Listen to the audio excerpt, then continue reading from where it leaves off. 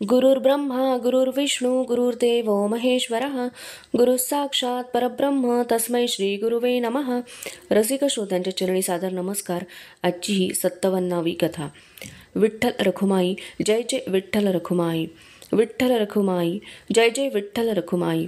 नामदेवाच्या मुखातून शब्द बाहेर पडत होते. एक तारीवर बोटे चालत होती व डाव्या हातातील चिपळ्या त्याला साथ देत होत्या. बाकी संत मंडळी टाळाच्या तालावर नामदेवामागे भजन म्हणत होती. नामदेवाचा ताल वेग घेऊ लागला होता व पावलेही जोराने पुढे पडत होती. मधून मधून नामदेव समोर आकाशात पाहत होता. तसा तसा त्याचा उत्साह वाढत होता. काय दिसत होते नामदेवाला? विठ्ठल मंदिराचा कळस. नामदेवाचे डोळे आता पाझरू लागले होते. कधी एकदा विठ्ठलाचे मुख पाहीन असे नामदेवाला झाले होते. नामदेवाच्या अंतरीची तळमळ ज्ञानदेवांना समजत होती. नामदेवाची अवस्था पाहून व पंढरीनाथाचे दर्शन होणार या जाणीवेने ज्ञानदेवाच्याही डोळ्यात पाणी उभे राहिले. नामदेवाकडून घेतलेले भक्तीचे पाठ ज्ञानदेवाने आत्मसात केले होते. त्यामुळे भक्तिरूप नामदेव ज्ञानदेवाला अगम्य राहिला नव्हता. त्याचप्रमाणे ज्ञानदेवाच्या सहवासाने नामदेवाची भक्ती ज्ञानपूर्ण झाली होती. नामदेवाची अवस्था पाहून ज्ञानदेवाला मागील मुक्कामाच्या ठिकाणी नामदेवाशी झालेला संवाद आठवला. आकाशातील ढग जलवर्षाव करून रिकामे झाले होते. सततच्या वर्षावाच्या मेहनतीने ते पांढरे फटक पडले होते. अशक्त झालेले शरीर जसे मंद मंद पावले टाकत चालते तसे ते पांढरे ढग अगदीच मंद गतीने पुढे सरकत होते. त्यामुळे आकाशातील चंद्र मधून मधूनच ढगाचा पडदा तोंडावर घेऊन पृथ्वीवरील लहान मुलांशी जणू खेळत होता असे दिसत होते. मोकळ्या माळरानावर संतांचा मेळा नुकताच भजन करून विश्रांती घेत होता. ज्ञानदेवांना हाच एकांतांचा वेळ मिळत असे. नामदेव जरा दूर जाऊन बसले व ते आकाशातील चंद्राच्या या खेळाकडे कौतुकाने पाहत होते. थोड्या वेळाने नामदेव म्हणाला, ज्ञानदेवाने नामदेवाकडे पाहिले. नामदेवाच्या डोळ्यात पाणी तरळत होते. ज्ञानदेव म्हणाला, नामदेवा बोल, असं थांबलास का? नामदेव म्हणाला, ज्ञानदेवा तू मला बरोबर घेतलेस, मी आलो. तुझा उद्देश सफल झाला असे तूच म्हणालास. ज्ञानदेव म्हणाला, नामदेवा मी म्हणालो म्हणजे तू मला तसे सांगितलेस म्हणून गुरुलाच कळणार ना आपला शिष्य काय योग्यतेचा झाला आहे तो. नामदेव म्हणाला, होय ज्ञानदेवा तू खरोखरीच भक्तिस्वरूपच झाला आहेस हे मी जाणले आहे. ज्ञानदेव म्हणाला, आणि नामदेवा ज्ञानाला तू काही कमी आहेस असेही नाही. पांडुरंगाने तुला जे तीर्थयात्रेला पाठवले तेही कार्य झाले आहे. अर्थात याची परीक्षा प्रत्यक्ष भगवंतच करतील यात शंका नाही. नामदेव म्हणाला, पण ज्ञानदेवा माझी एक शंका अजूनही पूर्णपणे निरसन झालेली नाही. ज्ञानदेव म्हणाला, नामदेवा आता कोणती शंका राहिली आहे? नामदेव म्हणाला, ज्ञानदेवा सर्वाभूती परमेश्वर भरला आहे याची अनुभूती येऊनही मला पंढरीच्या विठ्ठलाची एवढी ओढ का लागते आणि उत्कट भक्तीची अनुभूती येऊनही तू असा अलिप्त कसा राहू शकतोस हेच मला समजत नाही. ज्ञानदेव म्हणाला, नामदेवा हा पूर्वजन्मीचा संस्कार व ह्या जन्माचे बीज आहे. भावभक्ती हा तुझा पिंड आहे. त्यामुळे तुला मुळातच सगुण रूपाची ओढ आहे. तुझा पिंड इतकी वर्षे याच भावभक्तीवर पोचला आहे. तो एकाकी निर्गुणाची उपासना करू शकणार नाही. ज्ञान असणे वेगळे, पिंड तयार होणे वेगळे. तसा माझा पिंड हा ज्ञानसंस्काराने बनला आहे. त्यामुळे परमेश्वराचे निर्गुण स्वरूपच माझ्या ठिकाणच्या संस्कारात दृढ झाले आहे. त्यामुळे सगुण भक्तीची अनुभूती घेऊनही मी तुझ्या इतका भावविवश होऊ शकत नाही. तसेच तुला माझ्याप्रमाणे एकदम अलिप्तही राहता येणार नाही. नामदेवा तुला माहीत आहे ना की जीवनमुक्त असलेले जनक राज्य करीत होते. वसिष्ठ पुरोहित पण करीत होते. नारद मुनी त्रैलोक्यात संचार करून देवांच्या योजनांना हातभार लावत होते. कळ लावून लोकांना देवांना त्रास देत होते. अर्थात त्यातून सर्व चांगलेच घडत होते यात शंका नाही. नंतर व्यासांनी तर प्रचंड ग्रंथसंभार निर्माण केला, कारण या सर्वांच्या जीवनाचे ते कार्य होते. तसे हे आहे, तेव्हा तू मनाला लावून घेऊ नकोस. हे सर्व योग्य आहे. ज्ञानदेवाच्या या खुलाशाने नामदेवाचे समाधान झाले. नामदेव म्हणाला, ज्ञानदेवा आता माझे मन खरोखरीच शांत झाले आहे. असे म्हणून नामदेवाने ज्ञानदेवाचा हातात घेतला व संत मंडळीत येऊन ते दोघेही झोपेच्या अधीन झाले. विठ्ठल विठ्ठल विठ्ठल. नामदेव पंढरीच्या मंदिराच्या पायऱ्या चढत होता. उच्च स्वराने उच्चारलेल्या नामाने ज्ञानदेवाची तंत्री भंग पावली. विठ्ठलाचे मंदिर समोरच आलेले होते. ज्ञानदेव नामदेवाच्या बरोबर पायऱ्या चढू लागला. बरेच दिवसांच्या भुकेलेल्याला अन्न समोर पाहताच जो आनंद होतो तसा आनंद नामदेवाला विठ्ठलाला पाहून झाला. विठ्ठलाच्या पायी मिठी घालून नामदेवाने पंढरी रायाचे पाय भिजवून टाकले. काही पळे गेली तरी नामदेव विठ्ठलाचे पाय सोडेना. बाकीची संत मंडळी दर्शनासाठी थांबलेली होती. तेव्हा ज्ञानदेव म्हणाला, नामदेवा अरे विठ्ठल काय तुझ्या एकट्याचा आहे काय रे? बाकीचे दर्शनासाठी उभे आहेत, तू बाजूला होतोस का? ये असा समोर ये. आणि येथून विठ्ठलाचे दर्शन घे असे म्हणून ज्ञानदेवाने नामदेवाला जरा बाजूला केले. गायीपासून वासरू बाजूला व्हावे तसा नामदेव विठ्ठलाच्या पायांपासून दूर झाला. सजल नेत्रांनी नामदेव पांडुरंगाकडे पाहत होता. त्याचे हृदय भरून आले. त्याच्या मनात परतून येणारी विचारांची आवर्तने दाटू लागली. त्याचा बांध फुटला. नामदेव उत्कटतेने उभा राहिला. त्याने एकतारी चिडली व चिपळ्यांचा ताल धरला. त्याच्या मुखातून शब्द बाहेर पडले. नामदेवाची मानसपूजा सुरू झाली. पाहू द्या रे मज विठोबाचे मुख, लागलीसे भूक माझे डोळा, कस्तुरी कुमकुम भरवून या वाटी, अंगी बरवी उटी गोपाळाच्या, जाई जुई पुष्पे गुंफून या माळा, घालू घननिळा आवडीने, नामा म्हणे विठो पंढरीचा राणा, डोळिया पारणा होत असे. नामदेवाचे शब्द व भाव ज्ञानदेवाच्या हृदयाचा ठाव घेत होते. ज्ञानदेवाला सुद्धा विठ्ठलाचेच रूप दिसले होते, पण ज्ञानदेवांची अनुभूती वेगळी होती. नामदेवाची भक्ती ज्ञानरूप होऊन ज्ञानदेवाच्या मुखातून स्रवू लागली. नामदेवाचे भजन संपले. विठ्ठल नामाचा गजर झाला आणि ज्ञानदेव उभा राहिला. सर्वांनी टाळांचा ताल मंद केला. एकतारीची सूक्ष्म छेड वातावरणात स्वतःचे अस्तित्व स्पष्ट करीत होती. ज्ञानदेवाने पंढरीनाथाकडे पाहिले. ज्ञानदेवाचे डोळे भरून आले आणि ज्ञानदेवाच्या मुखातून भावसरी उघळू लागल्या. आजी सोनियाचा दिनू, वर्षे अमृताचा घनू, हरी पाहिला रे, सबाह्य अभ्यंतरी अवघा व्यापक मुरारी, दृढ विटे मनमुळी विराजित वनमाळी, बरवा संत समागमो, प्रगटला आत्मारामो, कृपा सिंधू करुणा करू, बाप रुक्मा देवीवरू. नामदेव आनंदाने डोलत होता. अभंग संपला आणि नामदेवाने ज्ञानदेवाला मिठी मारली. नामदेव म्हणाला, ज्ञानदेवा, ज्ञान आणि भक्तीचा किती सुरेख संगम झाला आहे रे. वाह वाह वाह वाह, धन्य धन्य झालो मी. आणि या आनंदाची लूट करण्यासाठी प्रत्यक्ष पांडुरंग त्या संत मेळाव्यात प्रकट झाले.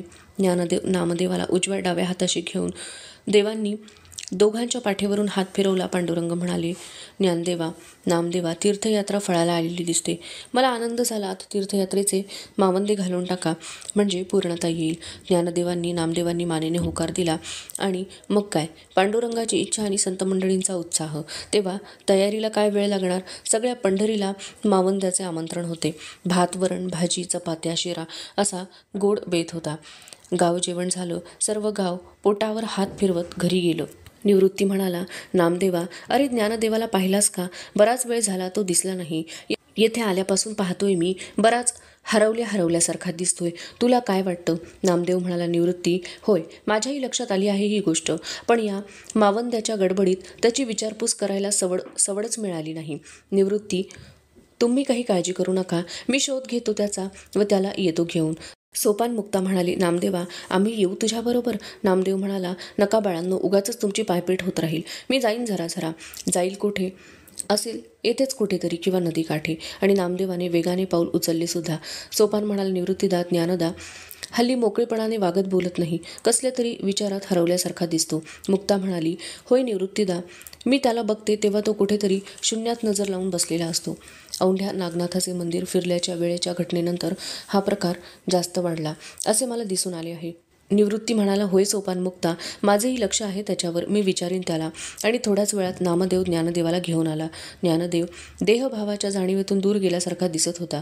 मन, बुद्धी, अहंकार व चित्त यांचा पांडुरंगाच्या ठिकाणी लय करून ज्ञानदेव केवळ देहाने विचारत होता. ही ज्ञानदेवाची चालती फिरती समाधी मोडणे निवृत्तीच्या जीवावर आले. तो मुक्ता सोपानाला म्हणाला, आपला उद्याच या विषयावर ज्ञानदेवाशी बोलू. त्याची ही अखंड समाधी अवस्था भंग करू नये असे वाटते. मुक्ता म्हणाली, ठीक आहे निवृत्तीदा, मी नेते ज्ञानदाला. असे म्हणून सोपान मुक्ताने ज्ञानदेवाला दोन्ही बाजूनी धरून विश्रांतीसाठी नेले. निवृत्ती ज्ञानदेवांनी चंद्रभागेमध्ये स्नान उरकले. धूतवस्त्रे परिधान करून ते पांडुरंगाच्या देवळाकडे निघाले. मुक्ताला कपडे पिळून देण्यासाठी सोपान मागे राहिला होता. निवृत्ती म्हणाला, ज्ञानदेव म्हणाले, निवृत्तीदा, शिष्य म्हणून एक विनंती आहे. निवृत्ती म्हणाला, बोल ज्ञानदेवा. अरे प्रथम तू माझा भाऊ व नंतर शिष्य. बोल, काय म्हणणे आहे तुझे? ज्ञानदेव म्हणाला, गिरनार पर्वती जगद्गुरू दत्त महाराजांची भेट झाली. मच्छिंद्रनाथ व गोरक्षनाथ यांची भेट झाली. गहनीनाथ सद्गुरूंनी आदेश दिल्याप्रमाणे व आपल्या कृपा आशीर्वादाने झालेले कार्य पाहून त्यांनी समाधान व्यक्त केले. मला वाटतं आता करण्यासारखी काही उरली आहे असे मला दिसत नाही. त्यातून काही राहिले असल्यास आपण आज्ञा करावी हीच विनंती आहे. निवृत्ती म्हणाला, ज्ञानदेवा, आपले कार्य झालेले आहे, आता बाकी काही नाही. ज्ञानदेव म्हणाला, सद्गुरू, आणखीन एक विनंती आहे. आपण अनुमती द्यावी. कार्य झाले, मग या देहाच्या खोळीचे ओझे कशाला वाकवत बसावे.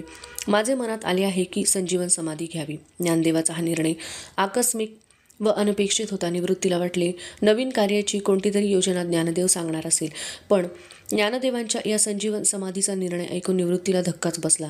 ज्ञानदेवाने संजीवन समाधीची तयारी औंढ्या नागनाथापासून चालविली होती याची जाणीव विचारांती निवृत्तीला झाली व ज्ञानदेवांच्या या अखंड चिंतनाचा देहभावाच्या अतीत वावरण्याचा अर्थ निवृत्तीला आता समजला होता. निवृत्ती काहीच बोलत नाही असे पाहून ज्ञानदेवांनी निवृत्तीनाथांकडे पाहिले. निवृत्तीनाथांनी विचार केला की पांडुरंगच याचा निर्णय देईल. निवृत्ती म्हणाला, ज्ञानदेवा, आपण विठ्ठलाच्या दर्शनाला चाललोच आहोत, तेव्हा तू देवांशीच या विषयावर बोल. ते काय निर्णय देतील त्याप्रमाणे होईल. असे बोलत बोलत ते दोघे विठ्ठलासमोर येऊन उभे राहिले. निवृत्तीने पांडुरंगाच्या चरणी मस्तक ठेवले. अश्रूंचे 2 थेंब समचरणावर पडले. ज्ञानदेवाने पांडुरंगांना हात जोडले. ज्ञानदेव म्हणाला, पांडुरंगा, विठ्ठला, आत्मरूपाने तुम्ही तर सगळीकडेच भरून आहात. तुमच्या विना रीता असा ठाव नाही, मग अगम्य असे काय असणार. माझ्या मनीचे तुम्ही जाणले असेलच. देवा, आपण या जगाचे चालक नियामक आहात, तेव्हा आपणच मजकरवी ही सर्व कामे करून घेतलीत. असो, मी तर केवळ निमित्त मात्र आहे. आता कार्य संपले आहे असे मला वाटते. तेव्हा येथेच चंद्रभागेतरी संजीवन समाधी घ्यावी आणि तुमच्या सहवासाचा अखंड लाभ घ्यावा अशी इच्छा आहे. आपलेही त्याला अनुमोदन असावे. आषाढी एकादशीचा मुहूर्त योग्य आहे असे मला वाटते. आपला मानस काय तो सांगावा. विठ्ठल पांडुरंग म्हणाला, ज्ञानदेवा, तुझा विचार योग्यच आहे, पण मला वाटते तू जर येथे समाधी घेतलीस तर इथल्या आषाढी एकादशीच्या उत्सवात तुझ्याकडे कोणाचेही लक्ष जाणार नाही. इंद्रायणी काठची तुमची अलंकापुरी भूमी ही अतिशय पुण्य पावन आहे. या अलंकापुरीला युगानुयुगांचा इतिहास आहे. सूर्यसुद्धा याचे पुरातनपण जाणत नाही. नारद मुनीही या भूमीचे श्रेष्ठत्व गातात. ही फार पुरातन सिद्ध भूमी असून अनेक ऋषीमुनींनी येथे तपश्चर्या केली आहे. या भूमीवर पूर्वी असंख्य होम, हवने व याग झालेले आहेत. ही भूमी पृथ्वीवरील 18 पीठांहून श्रेष्ठ पीठ आहे. तसेच वैकुंठासमान याचे महत्त्व आहे. म्हणून ज्ञानदेवा, तू येथेच समाधी घ्यावीस. शिवाय ती तुमची कर्मभूमीही आहे, तेव्हा तुझी समाधी तेथेच असणे जास्त महत्त्वाचे व उचित आहे. तेव्हा तू वद्य एकादशीला अलंकापुरी समाधी घ्यावीस असे मला वाटते. निवृत्ती हे संभाषण ऐकत होता. ज्ञानदेवाचा सहवास वाढला याचा निवृत्तीला आनंद झाला, पण ज्ञानदेवाच्या समाधीचा निर्णय देवांनाही मान्य झाला याचे दुःख अंतरी सलत होते. या वेळेपर्यंत देवांच्या गाभाऱ्यात सोपानमुक्ता, नामदेव, गोरा, कुंभार, जनाबाई वगैरे संत मंडळी जमा झाली होती. निवृत्तीच्या सजल नेत्रांकडे पाहून नामदेवादी मंडळींच्या चेहऱ्यांवर प्रश्नचिन्ह उभे राहिले. त्यांनी सोपानमुक्ताकडे पाहिले. मुक्ता म्हणाली, निवृत्तीदा, तुझ्या डोळ्यात पाणी. सोपान म्हणाला, ज्ञानदाला बरं वाटत नाही का निवृत्तीदा? निवृत्ती म्हणाला, सोपानमुक्ता, नामदेवादी मंडळी हो, ज्ञानदेवाने संजीवन समाधी घेण्याचा निर्णय घेतला आहे. मुक्ता म्हणाली, काय ज्ञानदा, हा निर्णय तू असा एकाएकी कसा घेतलास? आम्हाला याची कल्पनाही येऊ दिली नाहीस. नामदेव म्हणाला, ज्ञानदेवा, अरे तू मला फसवलेस. माझ्या संगती एवढे दिवस राहून तू मला ही गोष्ट कळू दिली नाहीस. अरे जरा वयाचा तरी विचार करायचा होतास. समाज जागृती, भक्तीचा प्रचार करावायचा व जीवन परमेश्वर भक्तीत व्यतीत करायचे सोडून ही काय तुला सर्वांच्या आधी जायची घाई झाली आहे? ज्ञानदेव म्हणाला, सोपानमुक्ता, आपण येथले पाहुणे आहोत. पाहुण्याचा मुक्काम कामापुरताच असावा. काम संपल्यावर उगाच वेळ काढीत राहणारा पाहुणा यजमानाला आवडत नाही. प्रथम त्याची अडचण वाटते व नंतर त्याचा तिरस्कार वाटतो व त्याच्या नशिबी शेवटी लाजीरवाणी जेणी येते. तेव्हा हे समजून पाहुण्याने काम होताच वेळेवर निघावे. होय ना नामदेवा, तू हळवा आहेस. तुला हे सांगून तुझ्या भक्तिभावात मी बिघाड कशाला घालू? उलट तुझे ही भक्ती रसाने भरलेले अभंग ऐकणेच मला जास्त बरे वाटते. तुला भावविश्वात वावरताना दुरून पाहणेच मला खूप आवडायचे. मला खूप आनंद होत असे. मग तुझी समाधी मी कशाला मोडू? नामदेवा, तुला अजून खूप कार्य करावायचे आहे. भक्तीचा प्रचार व प्रसार माझ्यापेक्षाही तू उत्तम रीतीने करशील आणि म्हणून परमेश्वराने तुझीच या कार्यासाठी योजना केली आहे. हे संत सज्जन हो, परमेश्वरी योजनेप्रमाणे हे सर्व घडत असते. तेव्हा आपण सर्वांनी अचलपणे व साक्षीभावाने ते पाहावे व मला सर्वांनी आशीर्वाद द्यावा हीच इच्छा. ज्ञानदेवाचा वियोग होणार या कल्पनेने सोपानमुक्ता यांचा कंठ दाटून आला. काही काळ मन अस्थिर झाले. भावनांचा आवेग आवरणे कठीण जाऊ लागले आणि अखेरीस त्याचा दृश्य परिणाम दिसू लागला. दोघांच्याही डोळ्यात अश्रू उभे राहिले. पण ज्ञानदेवांनी उच्चारलेल्या वाक्यातील जीवनाचे तत्त्वज्ञान ऐकून त्या दोघांनी आपली मने सावरली. चित्त घट्ट केले तरी पापण्यांच्या काठावर उभे असलेले अश्रुबिंदू खाली ओघळलेच. साश्रू नयनांनी नामदेवाने ज्ञानदेवाचा हात हातात घेतला तेव्हा ज्ञानदेव म्हणाले, नामदेवा, परमेश्वराचे नाम मुखी वाहणे व भक्तीची पताका खांदी धरून देवाच्या पायी येणारे म्हणजे वारंवार येणारे ते वारकरी. तेव्हा नामदेवा, आपण वारकरी आहोत. गावोगावीचे लोक येथे आषाढी कार्तिकी एकादशीला जमतील. पावलोपावली नामस्मरण व मुक्कामी भजन कीर्तन हीच त्यांची उपासना असेल. नामदेवा, संसारी जीवांनी यापेक्षा बाकीच्या कोणत्याही कर्मकांडात देहाला दंडाच्या उपासनेत देहाला झिजवू नये. स्वकर्माने, निष्ठेने, कर्तव्य दक्षतेने, निरासक्त निरपेक्ष भावनेने आचरण करावे व भगवंताचे नित्य स्मरण ठेवावे. हाच सगळ्यात सोपा भक्तिमार्ग लोकांनी अनुसरावा. होय ना नामदेवा? नामदेव म्हणाले, होय ज्ञानदेवा, तुझ्या आज्ञेप्रमाणे मी याच गोष्टीचा प्रचार करीन. आपण सर्व वारकरी आहोत. संध्याकाळी वाळवंटी नामदेवाचे कीर्तन ठरले. ज्ञानदेवाच्या संजीवन समाधीची वार्ता वाऱ्यापेक्षाही वेगाने पंढरपुरात पसरली होती. त्यामुळे संध्याकाळी नामदेवाच्या कीर्तनाला सारा गाव लोटला होताच, शिवाय आसपासच्या पंचक्रोशीचे भाविकही आले होते. कारण यानंतर ज्ञानदेवांचे दर्शन होणे शक्य नव्हते. कार्तिक एकादशी 2 दिवसांवर आली होती. त्यामुळे एकादशीची यात्राही होतीच. पण यावर्षी यात्रा इतकी भरली की त्याला चंद्रभागेचे वाळवंट पुरणार नाही असा रंग दिसत होता. मोठा गोलाकारात सर्व संत मंडळी बसली. ज्ञानदेव, नामदेव, सोपान, मुक्ता, निवृत्ती यांच्या शेजारी बसला. सूर्याची किरणे उतरती झाली होती. नामदेवाने एकतारी छेडून चिपळ्यांचा आवाज केला आणि सर्वांचे लक्ष नामदेवावर केंद्रित झाले. नामदेव म्हणाला, हे संत सज्जन हो, ज्ञानदेवांनी संजीवन समाधीचा निर्णय घेतला आहे आणि आपणा सर्वांनाच त्याचा धक्का बसला. देहातून आत्म्याने बाहेर पडण्याचा निर्णय घेताच ज्याप्रमाणे सर्व इंद्रिये कासावीस होतात तद्वत आपली अवस्था झाली आहे. तेव्हा मला वाटते प्रत्येकाला आपल्या भावना व्यक्त करण्याची संधी मिळावी. म्हणून माझा असा प्रस्ताव आहे की प्रत्येकाने एक एक अभंग म्हणावा. नामदेवाच्या प्रस्तावाला सद्गुरूची आज्ञा समजून जनाबाईने अभंग म्हणण्याचा पहिला मान घेतला. ज्ञानदेव, मुक्ताबाई आदी भावंडांवर नितांत भक्ती असलेली जनाबाई दाटून आलेला कंठ मोकळा करून एकतारीवर गाऊ लागली. सदाशिवाचा अवतार स्वामी निवृत्ती दातार, महाविष्णूचा अवतार सखा माझा ज्ञानेश्वर, ब्रह्मा सोपान तो झाला भक्ता आनंद वर्षला, मुक्ताबाई मूळ माया दासी जनी लागे पाया, नरहरी सोनाराचा आवेग उसळून आला. तो भावविवश होऊन चिपळ्यांच्या तालावर नाचू लागला व म्हणू लागला, सवंगडे निवृत्ती सोपान मुक्ताबाई, ज्ञानदेवापायी भाव माझा, धन्य ते वैष्णव मिळाले सकाळी, जीव भाव मी वोवाळी तयाचरणे, अखंड ध्यानी ध्यातो हृदयी साचार, नरहरी सोनार काय मने. ज्ञानदेवांच्या मुखचंद्राचे ध्यान करणारा सेना न्हावी उभा राहिला व म्हणू लागला, अलंकापूर वासिनी ज्ञानबाई माय बहिणी, आम्हा लेकुराची चिंता माझा राखा अभिमान, करुणी विनवणी सेना लागला चरणी. सूर्यकिरणे पसरत जावी आणि सरोवरातील कमळे एकामागोमाग उमलत जावीत किंवा उगमापासून लहान धारेची नदी जशी जागोजागी येऊन मिळणाऱ्या ओढे ओहळाने फुलून जाते, तसे गोरा कुंभाराचे हृदय जनाबाई, नरहरी सोनार, सेना न्हावी यांच्या भावस्पर्शी अभंगांनी उचंबळून आले. त्यालाही स्फूर्ती आली. त्याचीही भावपुष्पे उमलून टपटप ओघळू लागली. चिपळ्यांचा ताल व शब्द असे, ब्रह्ममूर्ती संत जगी अवतरले, उद्धराया आले दीन जगा, ब्रह्मादिक ज्यांचे वंदिती पायवणी, नाम घेता वदनी दोष जाती, हो का दुराचारी विषयी आसक्त, संत कृपे त्वरित उद्धरती, अखंडित गोरा त्यांची वाट पाहे, निशिदिनी ध्याये संत संग. भागू महारिणीला राहावेना तिच्या मनात विचार आला की शरीर स्वरूपाने जन्माने आपण अस्पृश्य असलो तरी आपले भाव मात्र अस्पृश्य नाहीत. तेव्हा सर्वांना विनंती की सर्वांनी तिचेही 2 शब्द ऐकावे. कृपेच्या सागरा मायबाप ज्ञानेश्वरा, देह भावो हो सोडून बा माझे धरा ध्यान, जेणे पाषाण तारिले मुखे पशुवेद बोले, भिंती चालविली ऐसी कृपाळू माऊली, ऐसा कृपाळू भक्तांचा मायबाप हा अमुचा विश्रांतीचा ठाव, भागू म्हणे ज्ञानदेव. चंद्राला पाहून सागराला भरती येते व त्याच्या लाटा किनाऱ्याकडे सरकू लागतात आणि किनाऱ्यावर आदळतात. तेव्हा किनाऱ्याला झालेला आनंद तो तुषारांनी प्रगट करतो. तसे ज्ञानदेवांचा मुखचंद्रमा पाहून संत सागराला जी भक्तीची भरती आली ती अभंग लाटा रूपाने पुढे पुढे सरकू लागली व ती चोखामेळा किनाऱ्यावर थडकली आणि त्यामुळे चोखामेळ्याला झालेला आनंद त्याने भक्तिरसाने ओथंबलेल्या अभंगाच्या शब्दांचे तुषार उडवून प्रगट केले. चोखा उभा राहिला. त्याने चिपळ्यांचा ताल धरला. नामदेवाने एकतारी छेडली व बाकीच्यांनी झांजेचा ताल धरला, चोखा गाऊ लागला. विठ्ठल विठ्ठल गजरी, अवघी दुमदुमली पंढरी. होतो हरिनामाचा गजर, दिंड्या पताकांचे भार. निवृत्ती ज्ञानदेव सोपान, अपार वैष्णवते जाण. हरी कीर्तनाची दाटी, तेथे चोखा घाली मिठी.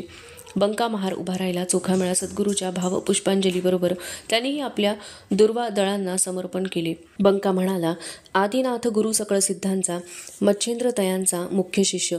मच्छेंद्राने बोध गोरक्षासी केला. गोरक्ष बोलिला गहनी प्रती. गहनी प्रसादे निवृत्ती दातार, ज्ञानदेवासार चोजविले. ज्ञानी यांचा राजा ज्ञानेश्वर माऊली, खेचरा वोळली कृपा सिंधू. ज्ञानदेवा चरणी खेचर शरण, नामदेवा पूर्ण कृपा तयाची. नामदेवा हात चोखयाच्या शिरी, विठ्ठल ती अक्षरे उपदेशिली.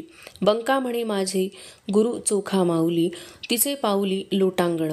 ज्ञानदेवांविषयीचे प्रेम सर्वांनी व्यक्त केले. मुक्ताबाईला तिच्या भावनांचा आवेग आवरता आला नाही. तिनेही तिच्या भावना पुढीलप्रमाणे अभंगातून व्यक्त केल्या. ज्ञानदेवे दिधली शक्ती, चित्त पावते विश्रांती. विसाविया आले मन, मन जाहले उन्मन. धन्य जीविताची थोरी, एकविध चराचरी.